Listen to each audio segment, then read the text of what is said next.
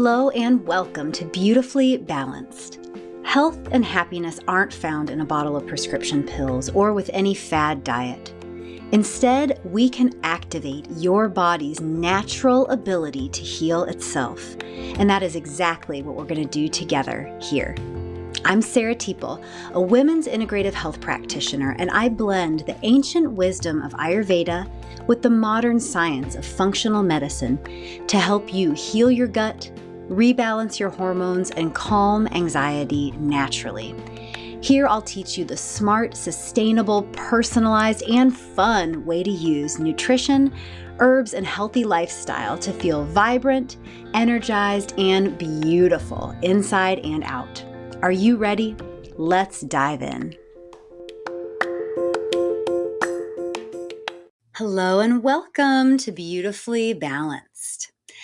So kombucha, that delicious, fizzy, slightly sour probiotic drink that you can find on the shelves of your local co-op, your natural grocery store, and even now at your main grocery store, like here in Louisville, Kentucky, ours is Kroger. So kombucha is now ubiquitous. But is it really good for everyone's gut? The short answer is no. But we're going to talk a lot about that today. I love this kind of topic. So debunking this one-size-fits-all health trend. And kombucha is a great example of these one-size-fits-all health trends that are great for some people and potentially harmful for others. So depending on your gut style, your digestive style, kombucha could be at best an affordable and beneficial dose of probiotics. Be good for your gut. Or at worst, it could be like an acidic assault to your gut that can aggravate symptoms such as GERD, gastritis, heartburn, or even trigger loose stools. And that is no fun, huh? Nope. None of us want to be rushing to the bathroom. So, like so many things we talk about here on Beautifully Balanced, especially when we're looking through that Ayurvedic lens, which is our 5,000-year-old system of natural medicine, it's all about understanding your body, your digestive style, so you can know what foods and drinks are going to do best for you. In Ayurveda, this is a concept called your dosha. Your dosha is also known as your mind-body constitution. And in regards to your body, your dosha will dictate or inform your hormones, your skin, your hair, your digestion and metabolism. And if you want to understand more about your gut style, I highly recommend going back and listening to episode 8 of Beautifully Balanced. That's number 8, and it's What's Your Digestive Style? So there we really dive into the 4 main digestive styles. You can decode your digestive style, and then I give you some really great tips of how to eat and drink and just be so that you can maximize and optimize your metabolism, get rid of digestive symptoms. It is magical stuff. It seriously is life-changing.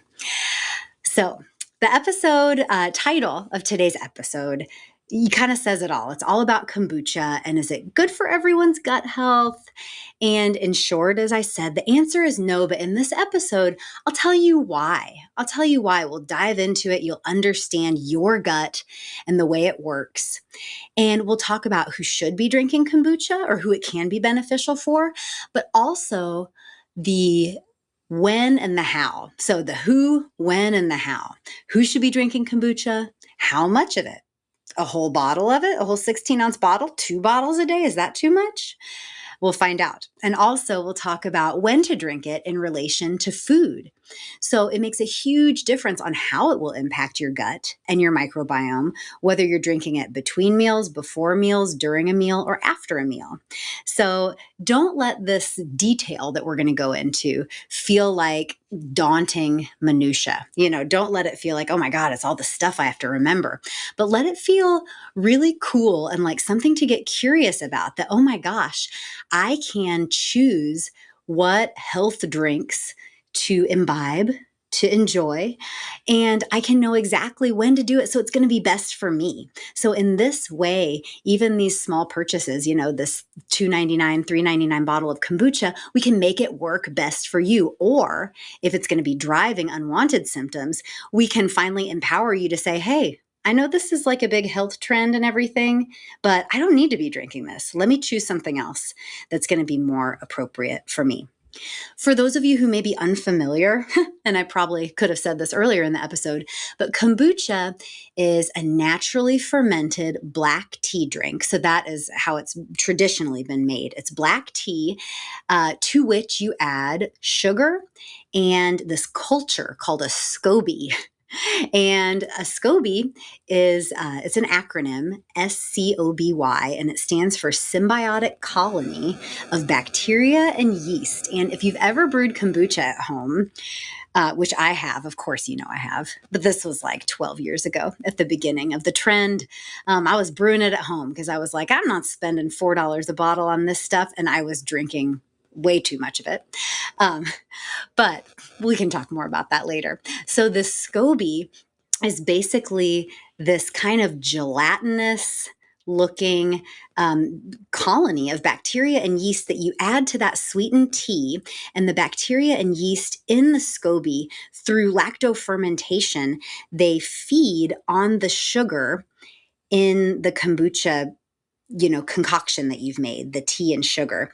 They feed on that sugar and they turn it into these healthy, good probiotic bacteria. Let's take a moment to clarify what I mean about a one-size-fits-all health trend. So by that, I mean the wellness marketing that we're sometimes inundated by that says fill in the blank is good or even crucial for everyone's health. So in our example today, we'd be talking about kombucha is good or even crucial for everyone's health. And kind of an addendum to that, or even an elaboration upon that, would be that there's a big trend around gut health. So the microbiome, the gut, the digestive system. I'm using all these terms kind of interchangeably, although they kind of have their own flavor. But gut health. On the surface, this is a really valid and beneficial place to focus our health endeavors. After all, an astonishing proportion of issues from digestive conditions to obesity to autoimmune conditions do have an underlying gut component. And I've got to just make a little plug for Ayurveda here when I say that this trend of gut health in Western medicine, we sort of talk about it as though we just discovered it. Like, oh my gosh, breaking news, there's this thing called the microbiome, bacteria in your small intestine, and we actually need them. Not all bacteria are terrible and we want to eradicate them with antibiotics, but we need these good gut bacteria, and this is just a new discovery. So that's kind of a funny thing that Western medicine pretends like we just discovered. But Ayurveda, in truth, has been talking about gut health, or in Sanskrit, the language of Ayurveda, what we call Agni, has been talking about it and focusing on it in such a beautiful way, a beautiful, gentle, non-trendy way, focusing on it for over 5,000 years.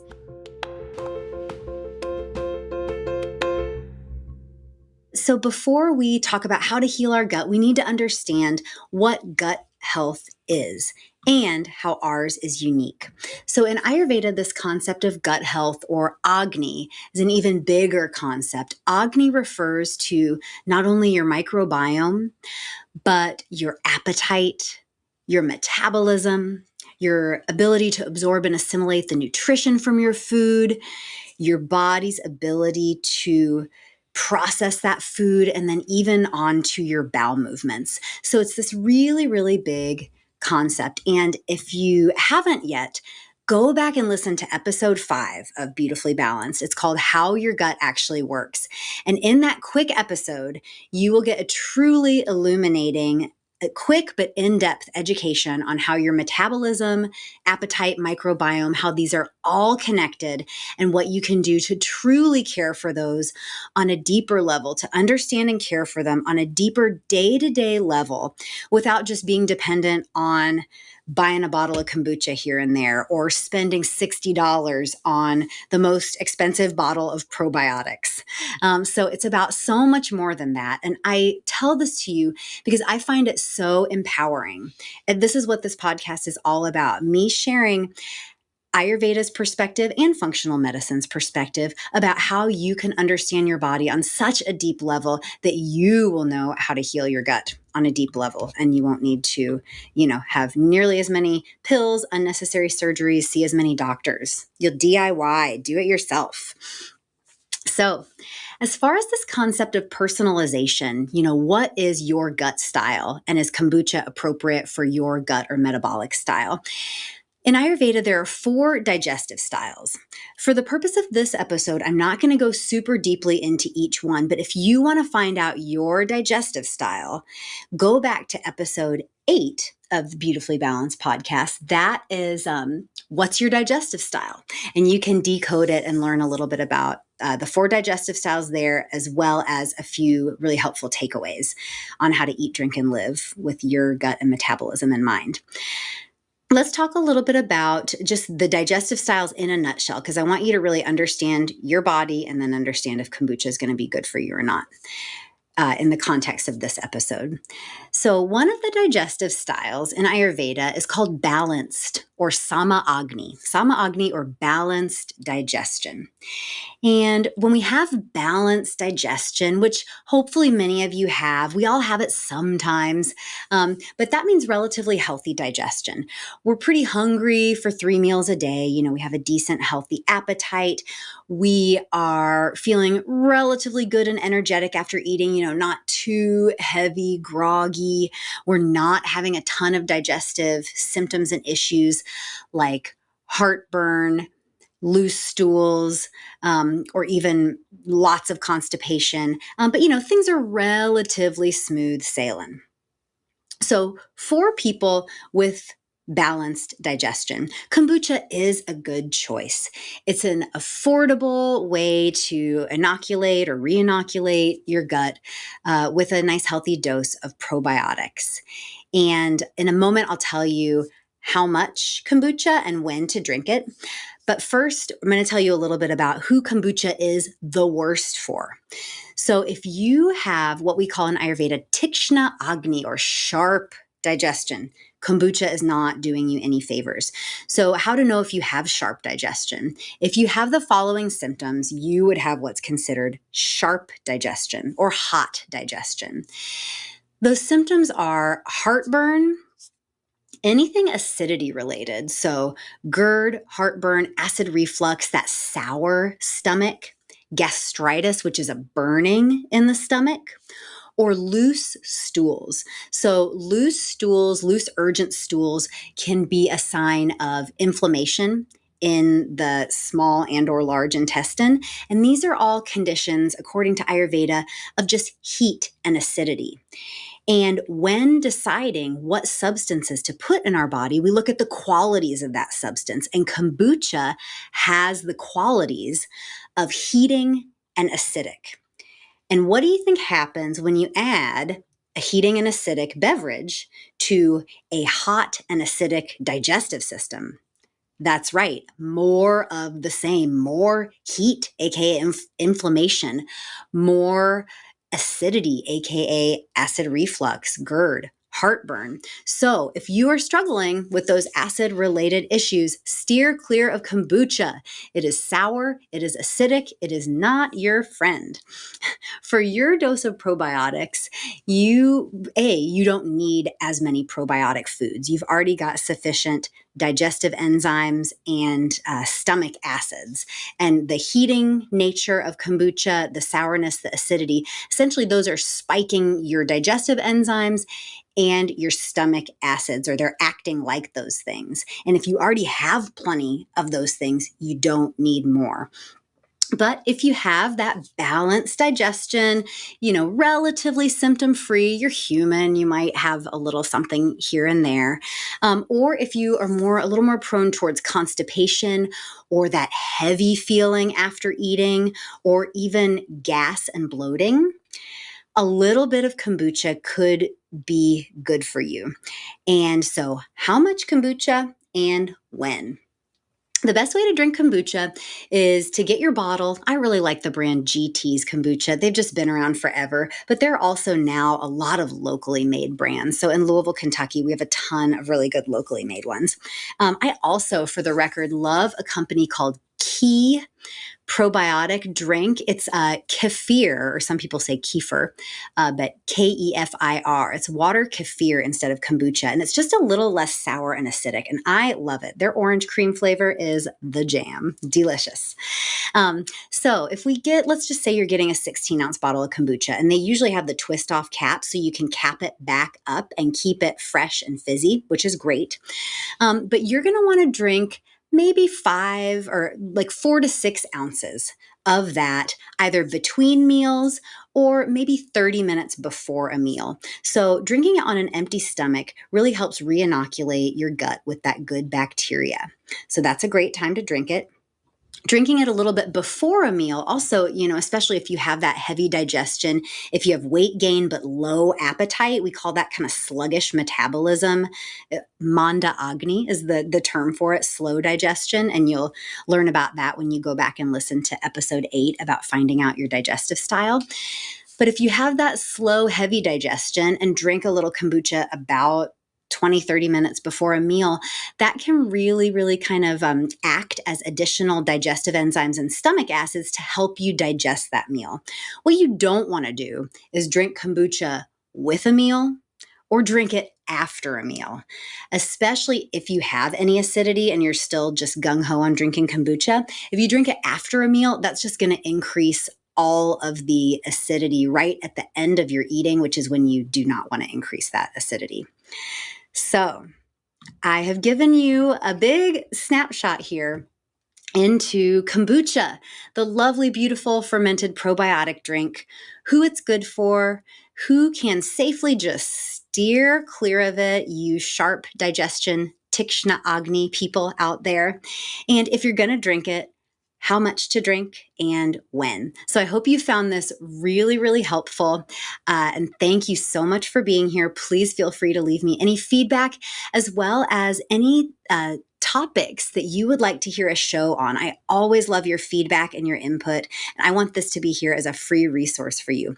Also, if you know someone who is just chugging the kombucha, who may or may not really need it, forward this episode to them because I think they might really benefit. All right. Thank you so much for being here, and we will see you next time.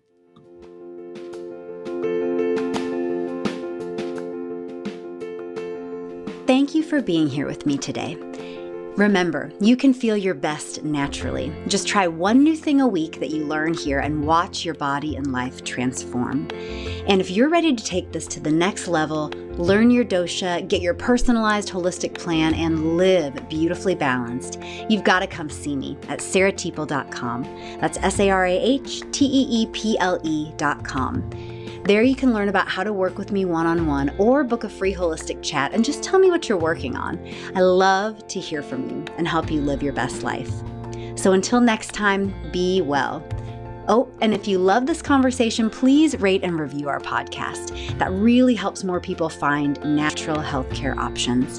Thanks again, and see you soon.